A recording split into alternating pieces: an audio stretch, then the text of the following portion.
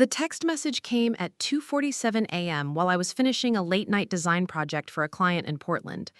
As a freelance graphic designer, I'd grown accustomed to odd working hours, but messages at this hour usually meant emergencies. The number wasn't in my contacts, but the area code was local to Sacramento.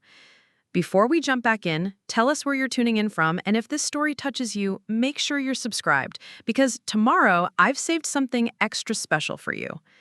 Hi, this is Janet from Riverside Antiques. I'm calling about the Victorian dining set and grandfather clock you brought in last week. There's been a situation with the paperwork, and I need to speak with you urgently. Please call me back as soon as possible. I stared at my phone screen, my coffee growing cold beside my laptop. I hadn't brought anything to any consignment shop, let alone Victorian furniture or a grandfather clock. The only antiques I owned were a few small pieces Mom had given me when I moved out, nothing valuable enough for consignment. But the specificity of the message made my stomach twist with a familiar dread.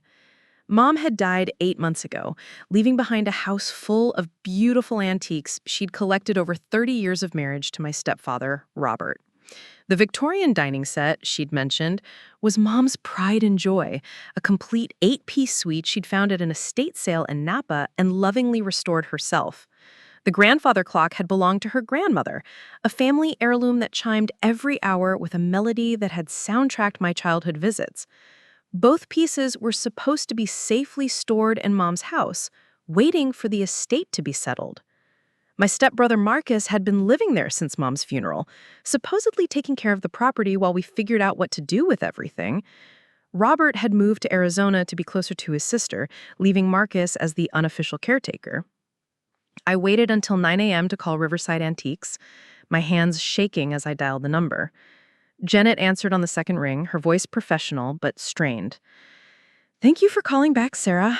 I'm so sorry to bother you, but we have a serious problem with the items you consigned with us last Tuesday." "I think there's been a mistake," I said carefully. "I didn't consign anything with your shop. Can you tell me exactly what items we're talking about?" There was a pause, and I heard papers rustling. "I have a Victorian dining room set, 8 pieces, circa 1890, and a Seth Thomas grandfather clock, also Victorian era. The consignment agreement shows Sarah Mitchell as the owner with your phone number and address. My maiden name. Mom had always called me Sarah Mitchell, even after I married David and became Sarah Chen. She'd never quite adjusted to my married name. Can you describe the person who brought these items in?" My voice sounded strange to my own ears, distant and hollow. "A young man, mid-20s, brown hair. He said he was moving and needed to sell some family pieces quickly. He had all the right information about you, knew details about the furniture's history. But here's the thing, Sarah, something felt off from the beginning." "Off how?" Janet's voice lowered. "He seemed nervous, kept looking towards the door like he was expecting someone. When I asked about the clock's provenance, he got defensive, said you told him not to get into family history with strangers. And he wanted cash only, no check, no electronic transfer. That's unusual for high-value pieces like these." My heart was pounding. How much are we talking about? The dining set is priced at $4,800, the clock at $3,200. He was very insistent about pricing them to move quickly, said you needed the money urgently for medical bills. I tried to suggest we could get more if we waited for the right buyer, but he said no, price them to sell immediately. $8,000. I closed my eyes, thinking about Marcus's increasingly erratic behavior over the past few months. The weight loss, the paranoia, the way he'd started avoiding family gatherings. The phone calls from Mom in her final weeks, worried about him disappearing for days at a time. "Janet, I need to be completely honest with you. I didn't authorize this sale. That furniture belongs to my deceased mother's estate, and my stepbrother had no right to take it." The silence on the other end stretched long enough that I wondered if we'd been disconnected. "I was afraid of that," she finally said. "Look, Sarah, I've been in this business for 23 years. I've seen this before. Adult children desperate for drug money, selling family heirlooms while parents are sick or after they've passed. It breaks my heart every time." "What do you mean you've seen this before?" "Your stepbrother didn't just bring furniture. He brought jewelry too. Some beautiful pieces. A pearl necklace, gold bracelet with emeralds, a diamond engagement ring that looked like it was from the 1940s. Said they belonged to his grandmother who'd recently died, claimed you were the executor selling everything off. Mom's jewelry, the pearls Dad had given her for their 10th anniversary, the emerald bracelet that had been her mother's, the engagement ring from her first marriage, my biological father's ring that she'd kept even after remarrying Robert. How much did he get for the jewelry? $2,200 in cash. He was back 2 days later asking if we took electronics. I told him no, but he seemed desperate, kept asking about other consignment shops in the area, places that might move items faster. I was quiet for so long that Janet spoke again. "Sarah, honey, are you still there?" "I'm here. Janet, I need to ask you something, and please be honest. Do you think my stepbrother is using drugs?" In my professional opinion, yes, and from the way he was acting, something serious. He was sweating even though it was cool in the shop, his pupils were dilated, and his hands were shaking when he signed the paperwork. I almost didn't accept the items, but the pieces were so beautiful, and frankly, I felt sorry for you. I thought you were trying to liquidate assets for a family in crisis. The family was in crisis, just not the way Janet had imagined. What happens now? Can we stop the sale? The dining set is still here, but the clock sold yesterday to a collector in San Francisco. He paid full price, cash, already picked it up. As for the jewelry, I'm afraid that's gone too. We had a customer who'd been looking for pearls like that for months. Grandma's clock, gone forever to a stranger. Mom's pearls, probably already around someone else's neck. The dining set where we'd shared so many holiday meals, sitting in a shop like discarded memories. Janet, I'm going to need copies of all the paperwork, and I think I need to call the police. I was hoping you'd say that. I'll have everything ready for you. And Sarah, I'm truly sorry. This isn't how families should be. After hanging up, I sat in my home office staring at the wall where I'd hung one of Mom's paintings, a small watercolor of the garden behind her house. Marcus had grown up in that house, had been part of our family since he was 12 years old when Mom married Robert. She treated him like her own son, paid for his college when Robert couldn't afford it, bailed him out of minor scrapes throughout his 20s. And now he was systematically stealing her memory, piece by piece, turning her life's collection into drug money. I grabbed my keys and headed for Sacramento, a 3-hour drive that would give me plenty of time to figure out how to confront someone who'd already proven he had no problem lying to my face. The someone who'd hugged me at Mom's funeral and promised to take good care of everything until we could sort it all out together. The someone who had been calling me every few weeks to check in, asking casual questions about the estate timeline, whether I'd been by the house, if I needed anything from Mom's things. Now I understood why he'd been so interested in my schedule. The drive to Mom's house felt surreal, like traveling backward in time toward a confrontation I'd been avoiding for months. I'd made this journey dozens of times over the years, usually for holidays or weekend visits, but never with the sick certainty that I was about to discover the full extent of my stepbrother's betrayal. Mom's neighborhood in East Sacramento looked exactly the same as always. Tree-lined streets with well-maintained craftsman homes, the kind of stable middle-class area where people knew their neighbors and kept their lawns neat. Mom loved this house, spent 15 years turning it into her sanctuary filled with carefully chosen antiques and family memories. Marcus's beat-up Honda Civic was in the driveway, rust eating away at the wheel wells, a spiderweb crack across the windshield that hadn't been there at the funeral. I sat in my car for a moment, gathering courage and trying to decide on my approach. Direct confrontation felt dangerous, given what Janet had told me about his apparent drug use, but I needed to see the house, needed to know what else might be missing. Preparing and narrating this story took us a lot of time, so if you are enjoying it, subscribe to our channel. It means a lot to us. Now back to the story. Maybe call next time. But I was already pushing past him gently, stepping into the foyer. The smell hit me immediately, something acrid and chemical that definitely wasn't cleaning supplies. The house felt different too, emptier, with strange gaps where familiar furniture should have been. The living room confirmed my worst fears. Mom's burgundy velvet sofa was gone, along with the matching armchair and ottoman. The Persian rug that had anchored the room was missing, leaving bare hardwood floors that looked suddenly cold and institutional. Even the brass floor lamps were gone. "Marcus, where's Mom's furniture?" He was fidgeting behind me, hands shoved deep in his pockets. "I moved some stuff to storage, to make cleaning easier. Some of it was getting damaged just sitting here." "Which storage facility?" The one on Watt Avenue. Look, Sarah, I really need you to leave.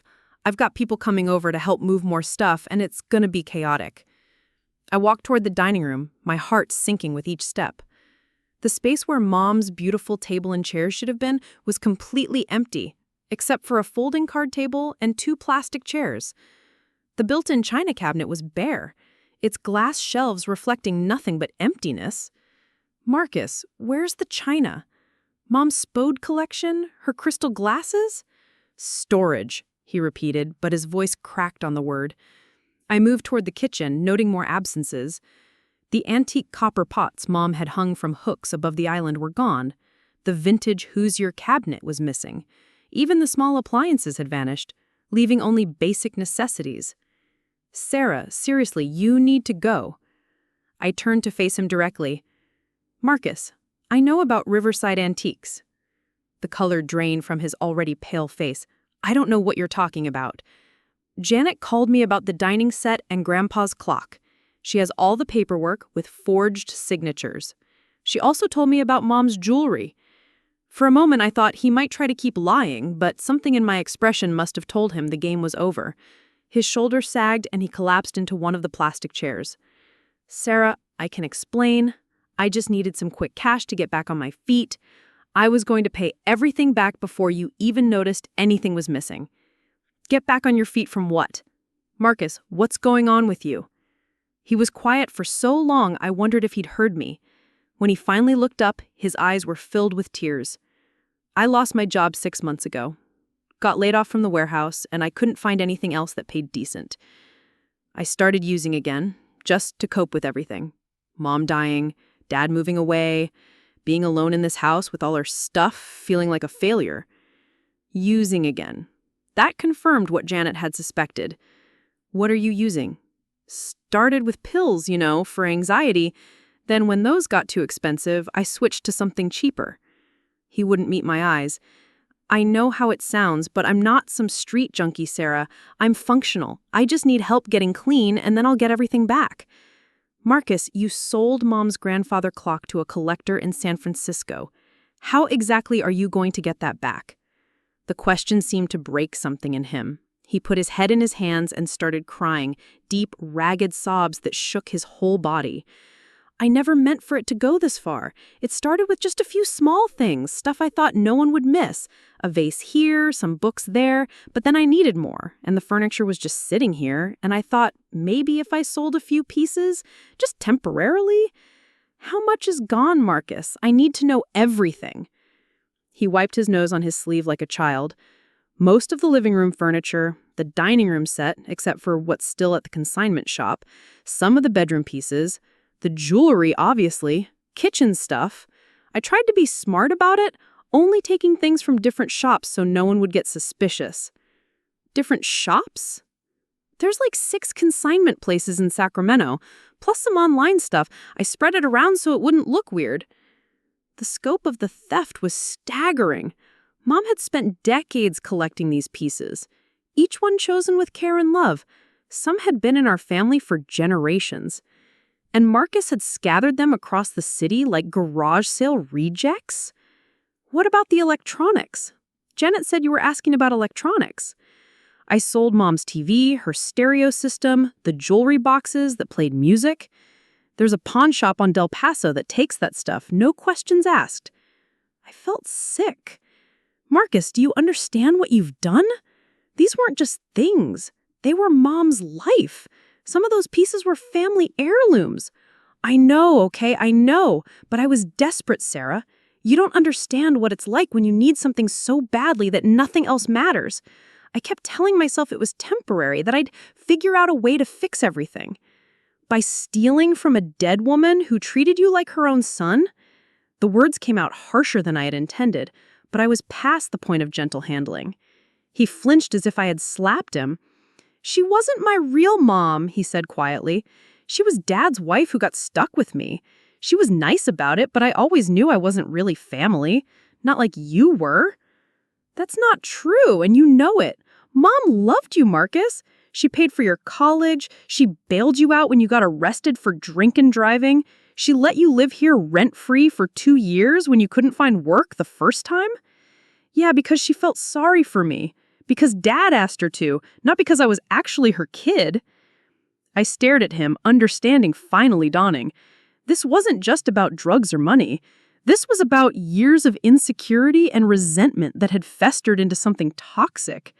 "So you decided to punish her by stealing everything she cared about?" "No, it wasn't like that. I needed help, and she wasn't here to give it anymore. The stuff was just sitting here, and I thought maybe she would understand. She always helped when I was in trouble." "She helped when you asked, Marcus. She didn't help when you stole from her." A car door slammed outside, and Marcus jumped like he'd been electrocuted. "That's my friend Tommy. Sarah, please, just go. I'll figure out a way to make this right, I promise." "No, Marcus. I'm calling the police." "Please don't do that.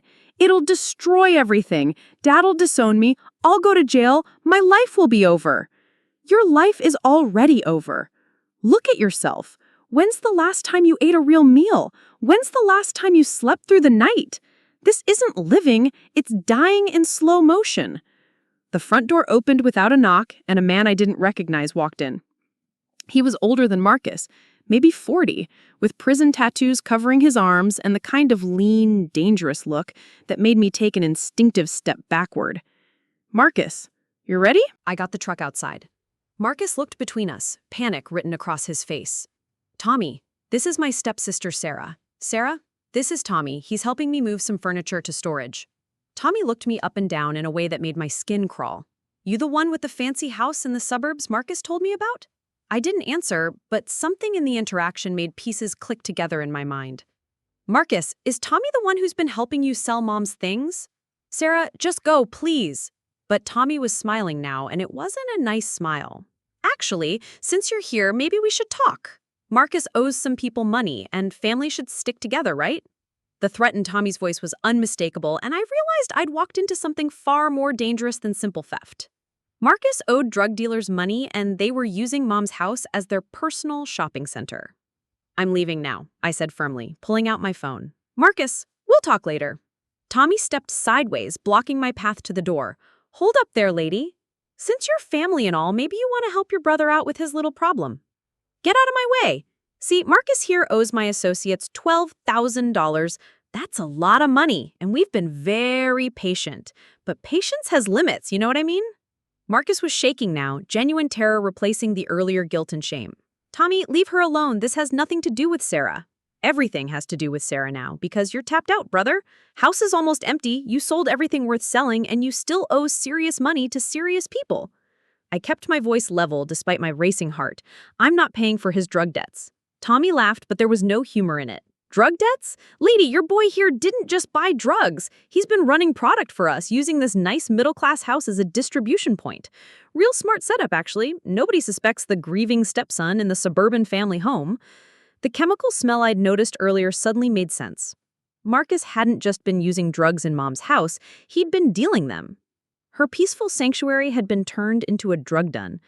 "That's impossible," I said, but even as the words left my mouth, I knew it wasn't. "Check the garage if you don't believe me. Marcus has been very creative with his storage solutions." Marcus looked like he wanted to disappear into the floor. "Sarah, I never wanted you to find out like this. I was going to get clean, get out of this mess, pay everyone back." "With what money? You've sold everything Mom owned." "Actually," Tommy interjected, "there's still some valuable stuff left. I checked out the master bedroom yesterday. Nice jewelry box up there, some watches, look like maybe some gold coins. Plus, this house itself must be worth what, $350, $400? The implication hit me like a physical blow. "You want me to sell Mom's house to pay for his drug bets?" "I want you to be smart about family obligations. See, the way I understand it, this house belongs to both of you now that Mama's gone. Marcus just needs to convince you to sell and split the proceeds. Very reasonable, very family-oriented. The house doesn't belong to Marcus. Mom left it to me in her will. Marcus gets some personal items and $5,000. Tommy's expression darkened. Is that so? Marcus, you didn't mention that little detail. I thought maybe the will wasn't final yet. Sometimes these things change during probate. Sometimes these things change when people have accidents, too, Tommy said quietly. That was enough. I dialed 911, but Tommy was faster than I expected. He grabbed my wrist, twisting until I dropped the phone. The device skittered across the hardwood floor toward the kitchen. Now that wasn't very neighborly, he said, still holding my wrist tight enough to leave bruises. Marcus, collect her phone and let's all sit down and have a civilized conversation about money. Marcus just stood there frozen as his drug dealer manhandled his stepsister in their dead mother's living room. I realized he was too far gone to help, too scared of Tommy to intervene, even to protect family. Let go of me right now, or I start screaming loud enough for the neighbors to hear. Go ahead. These suburban folks mind their own business. But just so we're clear, if cops show up, Marcus goes down for distribution, possession with intent, using a residence for drug trafficking. That's serious federal time, not some county jail slap on the wrist. I released my wrist and I rubbed the sore spot, thinking fast. Tommy was right about one thing. The neighbors probably wouldn't get involved unless they were sure something was wrong. But Mrs. Patterson next door had been Mom's friend for years, and she was definitely the type to call police if she saw strange men and trucks at the house. What exactly do you want from me? Smart question. Here's the thing, Sarah. Your stepbrother here got in over his head, but he's been useful to our operation. This house has been perfect for our needs. Quiet neighborhood, no suspicion, good location for moving product. We'd hate to lose such a convenient setup. You want me to let you keep using Mom's house for drug dealing. Temporarily, until Marcus works off his debt through continued service to our organization. Think of it as a family business partnership. The casual way he described turning my mother's home into a permanent drug operation made my stomach turn. Mom would have been horrified to know what her house had become, what Marcus had turned it into after she'd trusted him to care for it. And if I refuse, well, accidents happen. House fires, break-ins, gone-wrong family disputes that turn violent. A lot of ways a situation like this could go south fast. You're threatening to kill me. I'm explaining the consequences of poor decision-making. Big difference in the eyes of the law. Marcus finally found his voice. Tommy, stop! This is getting out of hand. Sarah doesn't deserve this. Marcus, shut up. You created this problem when you borrowed money you couldn't pay back and lied about your assets. Now we're all dealing with the consequences. I looked around the room, taking inventory. My phone was in the kitchen, probably 10 feet away. The front door was behind Tommy. The back door was through the kitchen. Windows were possible but would make noise. I needed to get to that phone and call for help before this situation escalated. I need time to think about this, I said. This is a big decision. Sure, take all the time you need. We'll wait right here while you think. That's when I heard the car doors outside. Multiple doors, slamming in sequence. Tommy heard it too, his head snapping toward the front window. Marcus, you expecting more company? No, nobody else should be coming. The doorbell rang, followed immediately by loud knocking. A man's voice called out, Sacramento Police Department. We'd like to speak with Marcus Reynolds about a theft report. I'd never been so happy to hear sirens in my life, but Tommy's reaction was immediate and violent. He grabbed a knife from somewhere inside his jacket and pointed it at me. Not one sound, he hissed. Marcus, go answer that door and get rid of them. Tell them you don't know anything about any theft. Police! Open the door or we're coming in. Marcus walked toward the front door like a man heading to his execution. I could hear him talking to the officers through the glass, his voice high and shaky. They weren't buying whatever story he was trying to sell. Sir, we have a report that stolen property was sold to local consignment shops. We have documentation with your signature and this address. We need to come inside and ask you some questions. Tommy was sweating now. The knife still pointed at me, but his attention divided between the front door and whatever escape routes he might have. That's when I noticed movement in the backyard, through the kitchen window. More police officers were surrounding the house. Tommy, I said quietly, you need to put that knife down. They have the house surrounded. Shut up. The front door opened and I heard Marcus saying, "Officers, I'm not sure what this is about, but there must be some mistake. Mr. Reynolds, we have a warrant to search these premises for stolen property. Please step outside." Tommy made his decision. He grabbed my arm and dragged me toward the back door, the knife pressed against my ribs. But as soon as we reached the kitchen, I could see uniformed officers positioned in the backyard. "Sacramento PD, drop the weapon." Everything happened fast after that. Tommy shoved me away and ran for the basement door, but officers were already coming up from downstairs. They'd entered through the basement while we were distracted by the front door. Tommy dropped the knife and put his hands up as 3 officers surrounded him. One of them immediately handcuffed him, while another checked on me. "Ma'am, are you injured? Do you need medical attention?" I was shaking but unhurt. "I'm fine. How did you know to come here?" "We got a call from a Janet Morrison at Riverside Antiques about possible stolen property. When we ran the address, it came back as belonging to a recently deceased woman. Made us suspicious enough to investigate. Janet had saved my life by calling the police. While I'd been driving to Sacramento to confront Marcus, she'd been doing her civic duty and reporting the suspicious transaction." Detective Linda Hayes arrived 20 minutes later, a no-nonsense woman in her 40s who'd clearly seen this type of situation before. She interviewed me in the kitchen while other officers processed the crime scene and arrested Marcus. "Your stepbrother is looking at serious charges," she told me. "Theft, drug distribution, conspiracy. This Tommy character is wanted on 3 outstanding warrants in 2 counties. You're lucky you're not hurt." "What happens to the stolen property?" "We'll work with the consignment shops to recover what we can. Some of it's probably gone for good, sold to private buyers who had no idea it was stolen, but we'll do our best." Through the kitchen window, I watched them load Marcus into a police car. He looked small and broken, nothing like the confident young man who'd graduated college with Mom's help and hugged me at her funeral. Drugs had stolen him just as surely as he'd stolen Mom's antiques. Detective Hayes followed my gaze.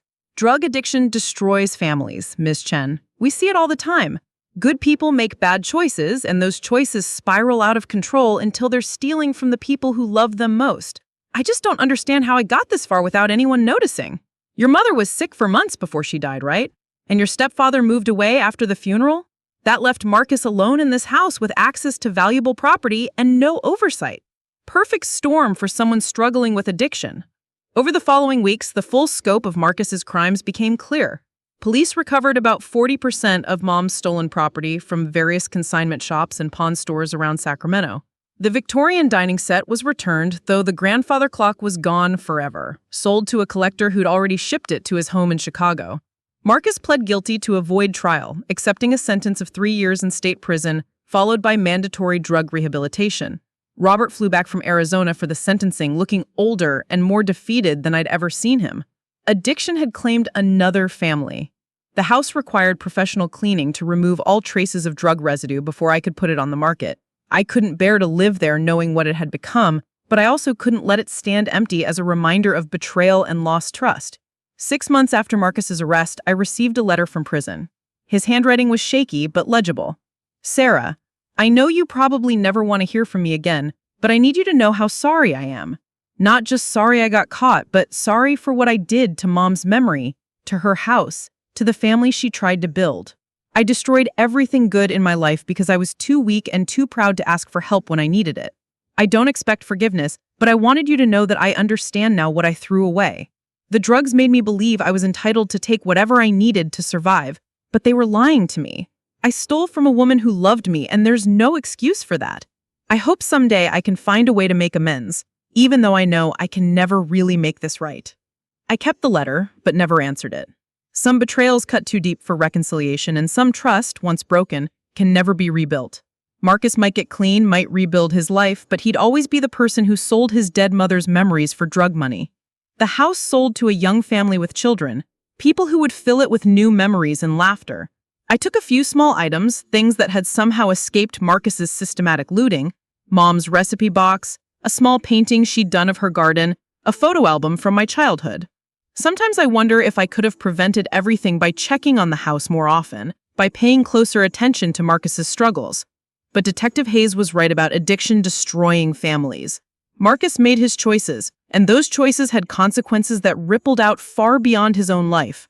I chose truth over family loyalty, justice over enabling, and my own future over cleaning up someone else's mess. It wasn't cold or heartless, despite what some relatives whispered at family gatherings I no longer attended. It was necessary. The only way to break a cycle of manipulation and theft that would have continued until nothing was left. Mom's antiques were scattered to strangers, but her real legacy lived on in the principles she had instilled in me. Stand up for what's right, even when it's hard. Don't enable destructive behavior, even when it comes from family. And never let anyone steal your peace of mind along with your possessions. The girl who used to sit at Mom's Victorian dining table learning those lessons had grown into a woman strong enough to enforce them, even when it meant sending family to prison. Even when it meant accepting that some relationships can't survive the weight of betrayal. I kept Mom's memory alive not by preserving her furniture, but by honoring the values she had instilled in me. Justice over sentiment, truth over comfort, integrity over family politics. It was the best way I knew to thank her for raising me right. 2 years after Marcus's sentencing, I was reorganizing my home office when I found the small wooden jewelry box I'd rescued from Mom's house. It was one of the few pieces that had escaped his systematic theft, hidden away in her closet behind winter coats. The box still played Fur-Elise when opened, the delicate melody filling my quiet apartment with bittersweet memories. Inside, wrapped in faded tissue paper, I discovered something I'd forgotten existed. A handwritten note from Mom, dated just 3 months before her diagnosis, tucked beneath a pair of simple gold earrings. For Sarah, my daughter in every way that matters. These belong to my grandmother, and someday they'll belong to yours. Family isn't just blood, it's the love we choose to give and the values we choose to pass down. I'm proud of the woman you've become. Strong enough to do what's right even when it's difficult. That strength is worth more than any antique I could leave you. I sat on my bedroom floor holding that note, crying for the first time since the trial ended. Not tears of grief or anger, but something deeper. Recognition. Mom had known somehow that difficult choices lay ahead. She'd prepared me without realizing it, validating the decisions I'd have to make long before I knew I'd have to make them. The irony wasn't lost on me that Marcus, in destroying everything else, had somehow preserved the one message I needed most. Maybe that was Mom's final gift, ensuring that her real legacy would survive even if her possessions didn't. I framed the note and hung it in my kitchen, where I'd see it every morning with my coffee. A daily reminder that family is what we build through love and integrity, not what we inherit through blood and obligation. Robert called once after Marcus was released to a halfway house. He was brief, formal, asking if I'd consider attending Marcus's graduation from his rehabilitation program. I declined politely but wished them both well. Some doors, once closed, need to stay that way for everyone's protection. The young family who bought Mom's house sent me a holiday card the first Christmas after they moved in. Their children were playing in the backyard where Mom had grown her roses, building snowmen, and making the kind of joyful noise that house was meant to hold. Seeing their happiness in that space helped heal something I didn't even realize was still broken. Janet from Riverside Antiques became an unexpected friend. We meet for coffee occasionally, bonding over our shared experience with family betrayal and the importance of trusting our instincts when something feels wrong. She still runs her shop with the same careful attention to detail that saved my life. Still asks the right questions when someone seems desperate to sell family treasures. Marcus completed his program and moved to Oregon, starting over in a place where his past couldn't follow him. I heard through distant relatives that he was working construction, attending meetings, trying to build an honest life. I hoped it was true, but I also knew that hope and trust were different things. The lesson I carried forward wasn't about forgiveness or reconciliation, but about the courage to enforce boundaries even when they hurt. Family doesn't get to steal from you just because you shared DNA. Love doesn't mean enabling destruction. And sometimes the kindest thing you can do for someone is refuse to clean up their mess, forcing them to face the consequences of their choices. I kept Mom's recipe box and her small painting, but I'd learned that her real inheritance wasn't made of wood or canvas. It was the moral compass she had helped me develop, the backbone she had encouraged me to strengthen, the wisdom to know when compassion crosses the line into complicity. Those lessons were worth more than any antique, and unlike furniture or jewelry, no one could ever steal them from me. Up next, you've got 2 more standout stories right on your screen. If this one hit the mark, you won't want to pass these up. Just click and check them out.